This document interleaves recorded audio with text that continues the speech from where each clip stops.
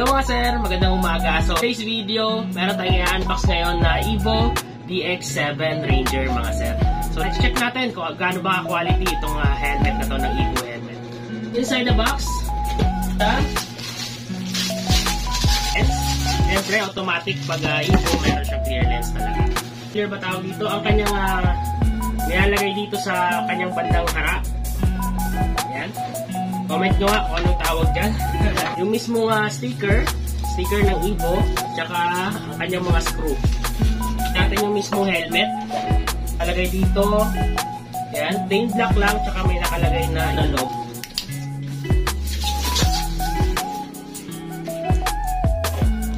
Ayan siya mga bossing. So, naka-smoke lens na agad siya. Ayan, smoke lens.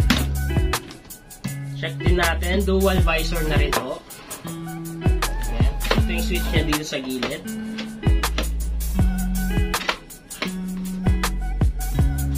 Tapos, yung air ventilation niya. Ayan.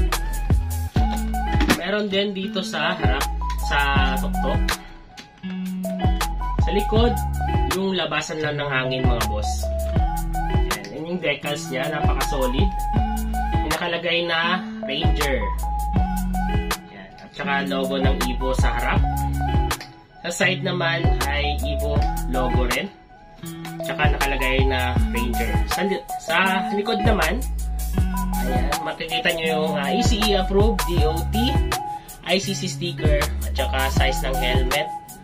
At nakalagay na logo ng Evo. At Ranger nakalagay. Yan, itong nasa loob ng box. So, meron siyang yan, card ng Evo helmet. Tapos, ang kanyang screw. Meron siyang dalawang flat screw. Ayan. At saka dalawang takip. So, malalaman natin yan dito mamaya. So, dito yan siya nilalagay, mga sir. So, kunin natin to. Ito. So, kailangan lang natin to. Ito, magkabilang itong dalawa na to. Ilalagay niyo siya dito, mga boss. Dito sa tuktok. Itong dalawang portion na to. Ito. Ayan. Ilalagay niyo yan siya dyan. I-press niyo lang, i-push niyo lang siya. Papasok. Ayan. Tapos, so, kailangan natin ng flat screw. Ito, flat screw. Tapos, nalapat lang natin to mga boss. Ayan. Kukunin lang natin yung screw na kasama doon sa box. Huwag masyadong mahigpit. Yung sakto lang talaga na higpit. Ayan, makikita nyo dyan mga bossing. Yung saktong-sakto lang na higpit para smooth ba. Ayan. Sa kabilaan naman,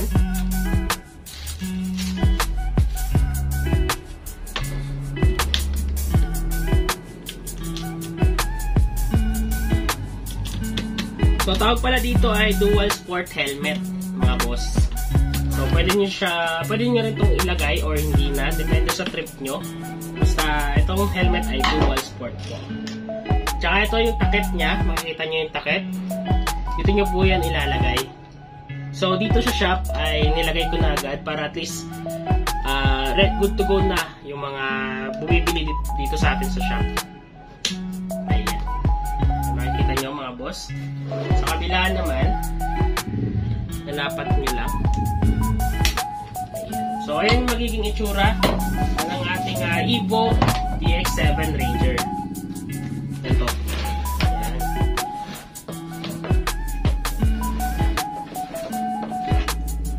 Ito yung padding nya.